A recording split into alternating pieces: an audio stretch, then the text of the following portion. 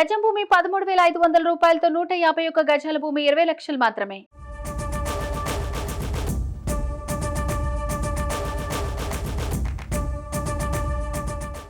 అన్ని పార్టీలు తాము ఎన్నికల్లో గెలిస్తే అది చేస్తాం ఇది చేస్తామంటూ హామీలు గుప్పిస్తుంటే ఒక్క పార్టీ మాత్రం ఎన్నికల్లో గెలిస్తేనే ఎందుకు చేయాలి, ఇప్పుడే చేస్తామంటూ ముందుకొచ్చింది. అధికారంలో ఉన్నప్పుడు చేయకుండా ఎన్నికల హామీలు ఇవ్వడం ఏంటని భావించిందో లేక ప్రత్యర్థుల వ్యూహాలకు చెక్ పెట్టే ప్రయత్నమో తెలియదు కానీ మొత్తానికి ఆ పార్టీ నిర్ణయాన్ని మెచ్చుకొని తీరాల్సిందే. ఇంతకీ ఆ పార్టీ ఏది, అమలు చేయబోతున్నదేంటి అనేగా మీ సందేహం? ఈ విషయం తెలియాలంటే ఈ స్టోరీ చూడాల్సిందే.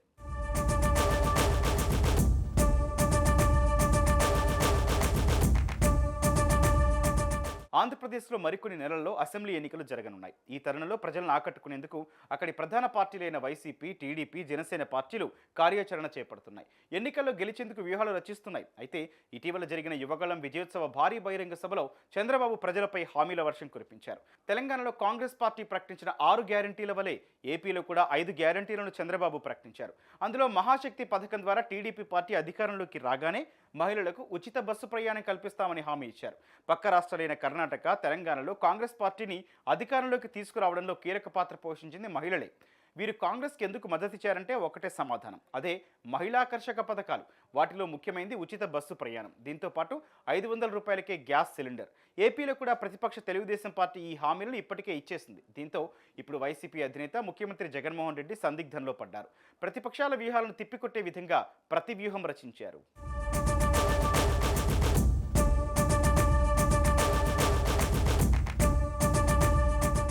వైసీపీ ప్రభుత్వానికి ఆలోచన చేస్తున్నందునే మంత్రులు, వైసీపీ ఎమ్మెల్యేలు ఎవరు టీడీపీ ప్రకటించిన ఈ ఉచిత బస్సు ప్రయాణం హామీని విమర్శించడం లేదు. ఇది ఆచరణ సాధ్యం కాని హామీ అని వైసీపీ నేతలు ఎవరు ఖండించడం లేదు. కనుక వైసీపీ ప్రభుత్వం కూడా ఈ పథకం అమలు చేయడం ఖాయంగానే కనిపిస్తోంది. టీడీపీ కంటే ముందుగానే రాష్ట్రంలో ఈ పథకాన్ని అమలు చేసినట్లయితే ఎన్నికల్లో దీని గురించి చెప్పుకోవడానికి టీడీపీకి అవకాశం ఉండదు. ఒకవేళ చెప్పుకున్నా ప్రజలు పట్టించుకోరని వైసీపీ భావిస్తున్నట్లు తెలుస్తోంది.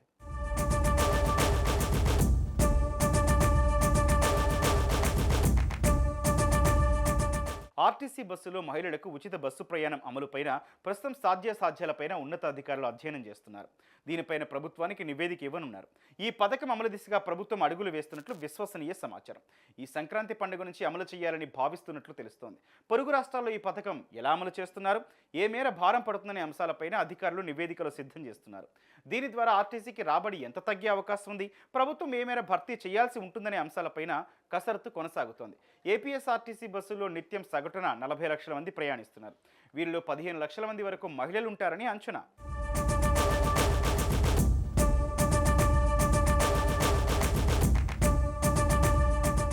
తెలంగాణలో కాంగ్రెస్ ప్రభుత్వం మహాలక్ష్మి పథకం కింద మహిళలకు ఏర్పాటు చేసిన ఆర్టీసీ పల్లె వెలుగు, ఎక్స్ప్రెస్ బస్సుల్లో ఉచిత ప్రయాణానికి మంచి స్పందన లభిస్తోంది. తెలంగాణ వ్యాప్తంగా మహిళలు ఈ అవకాశాన్ని మంచిగా ఉపయోగించుకుంటున్నారు.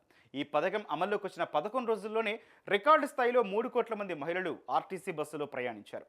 ప్రతిరోజు సగటున 30 లక్షల మంది మహిళలు రాకపోకలు సాగిస్తున్నారు.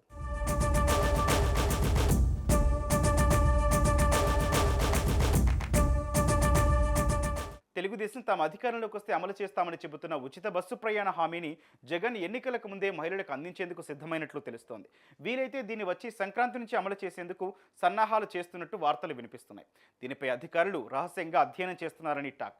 వివిధ రాష్ట్రాల్లో ఈ పథకం ఎలా అమలవుతుంది, ఏ బస్సులో ప్రయాణ సౌకర్యం కల్పిస్తున్నారు, దీనివల్ల ప్రజలు ఏమనుకుంటున్నారు, ఆర్టీసీకి ఎంత నష్టం వస్తుంది, ఆ లోటు పూడ్చడానికి ప్రభుత్వాలు ఏం చేస్తున్నాయి, ఇలా అన్నింటిపై జగన్ సర్వే చేస్తున్నారట. అంతేకాదు రాష్ట్ర వ్యాప్తంగా ఆర్టీసీ బస్సులో ప్రయాణించే వాళ్ళు ఎంతమంది ఉన్నారు, వారిలో మహిళలు ఎంతమంది ఉంటారు, విద్యార్థులు ఎంతమంది ఉంటారు, ఇలా అన్ని వివరాలను అధికారులు తీసుకుంటున్నారు.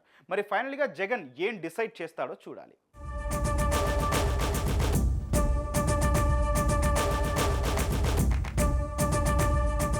తెలంగాణలో ఇప్పటికే ఈ పథకంపై విమర్శలు కూడా వస్తున్నాయి. ఎక్కువ సంఖ్యలో మహిళలు బస్సు ప్రయాణం చేయడం వల్ల మగవారు తీవ్ర ఇబ్బందులు పడుతున్నారు. ఫ్రీగా ఆడవారు సీట్లలో కూర్చొని పోతుంటే మేము నిల్చొని పోవాల్సి వస్తుందని వారంతా వాపోతున్నారు. అలాగే ఆటో, క్యాబ్స్ ఇలా పలు వాహనదారులు ఫ్రీ పథకం వల్ల తాము తీవ్రంగా నష్టపోతున్నామని, ఆటో నడుపుతూ బ్రతికే మాకు ఈ పథకం రోడ్డున పడేస్తుందని వాపోతున్నారు. ఈ సమస్యలకు జగన్ ఎలా చెక్ పెడతారో చూడాలి.